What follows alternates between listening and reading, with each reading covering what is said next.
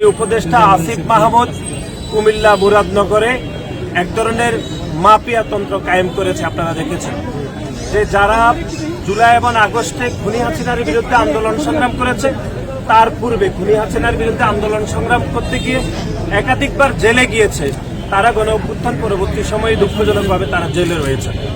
এটি অবশ্যই আমরা মনে করি বাংলাদেশের সকল নাগরিক এবং গণমাধ্যমের আমাদের যারা সহকর্মীরা রয়েছে তাদেরকে এই বিষয়টি অত্যন্ত গুরুত্ব আরোপ করা উচিত যে পুরো বাংলাদেশ একটি ইতিবাচক রাজনীতিতে থাকলেও কুমিল্লার মুরাদনগর কোনোভাবে ইতিবাচক রাজনীতিতে নেই।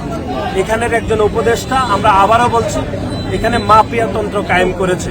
ওনার পছন্দ মতো তিনি এই কুমিল্লা মুরাদনগরকে পরিচালিত করছেন। আমরা দেখলাম যে বাংলাদেশ জাতীয়তাবাদী দল এবং তার অঙ্গ সহযোগী সংগঠনের 13 জন নেতাকর্মী এখানে কারাগারে রয়েছেন। সিল্কোর সিল্ক অ্যান্ড শাইন, যাতে আছে আর্গান অয়েল ও ওট প্রোটিনের গুডনেস, যা আপনার চুলকে রাখে হেলদি অ্যান্ড শাইনিং। আমাদের মুরাদনগরের ছাত্র দলের সিনিয়র যুগ্ম আহ্বায়ক নাজিম উদ্দিন, তাকে গ্রেপ্তার করার সংবাদ শুনে তার মা হার্ট অ্যাটাক করে মৃত্যুবরণ করেছেন। এবং এর বাইরে যুব দলের সিনিয়র যুগ্ম আহ্বায়ক মুরাদনগর থানার মাসুদ রানাকেও গ্রেপ্তার করা হয়েছে। স্বেচ্ছাসেবক দলের সিনিয়র যুগ্ম আহ্বায়ক ফারুক আহমেদ বাদশাকেও গ্রেপ্তার করা হয়েছে। এখানে এক ধরনের একটা মিল দেখবেন যে এই তিনটি সংগঠনের সিনিয়র যুগ্ম আহ্বায়ক যারা, তারা জেলে রয়েছে। এখন আপনারা কোশ্চেন করতে পারেন, তাহলে আহ্বায়ক সদস্য সচিবরা কেন গ্রেপ্তার হচ্ছে না? কারণ তারা এই জন্যই গ্রেপ্তার হচ্ছে না, তারা গ্রেপ্তারের ভয়ে, পুলিশের ভয়ে এবং উপদেষ্টা আসিফ মাহমুদের মাফিয়া তন্ত্রের ভয়ে তারা এলাকায় যেতে পারছেন না। এরকম একটি ষড়যন্ত্রের মধ্যে আমরা আসলে রয়েছি। এটি অত্যন্ত দুঃখজনক। এবং ছাত্র জনতার অভূতপূর্ব গণ অভ্যুত্থানের মাধ্যমে আমরা যে নতুন বাংলাদেশ পেয়েছি, সে বাংলাদেশের সাথে কোনোভাবে মুরাদনগরকে পরিচয় করে দেওয়া যাচ্ছে না।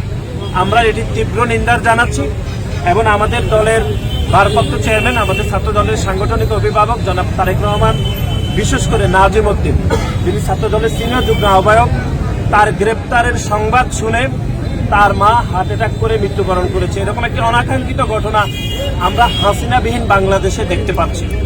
আমরা কি এরকম বাংলাদেশ চেয়েছি যে ছাত্র জনতার অভূতপূর্ব গণ অভ্যুত্থানের মাধ্যমে যারা উপদেষ্টা হয়েছেন, বিশেষ করে ছাত্র উপদেষ্টা, তারা আরো বেশি নমনীয়, আরো বেশি সহনশীল হওয়া উচিত ছিল। কিন্তু তার পরিবর্তে আমরা দেখছি তারা এখানে এক ধরনের মাফিয়া তন্ত্র এবং এক ধরনের শেখ হাসিনার মতো ষড়যন্ত্রতান্ত্রিক মনোভাব তারা প্রকাশ করছে। আমরা এটি তীব্র নিন্দা জানাচ্ছি এবং অনতিবিলম্বে বাংলাদেশ জাতীয়তাবাদী দল এবং তার অঙ্গ সহযোগী সংগঠনের যে 13 জন নেতাকর্মী গ্রেপ্তার রয়েছেন, তাদের অতি দ্রুত সময়ে আমরা মুক্তি দাবি করছি। এবং একই সাথে জনাব আসিফ মাহমুদকে আমরা বলে দিতে চাই যে আপনার এই যে মাফিয়াতন্ত্র রাজনীতি বাংলাদেশের মানুষ কোনোভাবে মেনে নেবে না। এবং কুমিল্লা মুরাদনগর একটি, আপনারা জানেন, একটি প্রসিদ্ধ এক ধরনের থানা। এই থানার মানুষের দীর্ঘদিনের এক ধরনের ঐতিহ্য রয়েছে, রাজনীতি, সমাজনীতি, অর্থনীতি এবং সৌহার্দ্যপূর্ণ রাজনীতির বিষয়। কিন্তু সেটিকে বিনষ্ট করে উপদেষ্টা আসিফ মাহমুদ যে মাফিয়াতন্ত্র কায়েম করেছেন, সে মাফিয়াতন্ত্রের পরিণতি তাকে আগামীর বাংলাদেশে ভোগ করতেই হবে। এই পরিণতি থেকে জনাব আসিফ মাহমুদ কোনোদিন নিস্তার পাবেন না। আমরা আজকে, আপনারা এখানে উপস্থিত হয়েছেন, আপনাদের মাধ্যমে কুমিল্লার সকল মানুষকে আহ্বান জানাবো যে মাফিয়াতন্ত্র মুরাদনগরে কায়েম হয়েছে, সেটি অনতিবিলম্বে আমরা মনে করি এটি থেকে মুক্ত হওয়া উচিত। এবং আসিফ মাহমুদ যে গাদ্দারি করছেন, বিশেষ করে খুনি হাসিনা, শেখ হাসিনা সময় যেরকম আমরা দেখতাম যে গাদ্দারি, সেরকম তিনি গাদ্দারি করছেন মুরাদনগরের বিভিন্ন মানুষের সাথে।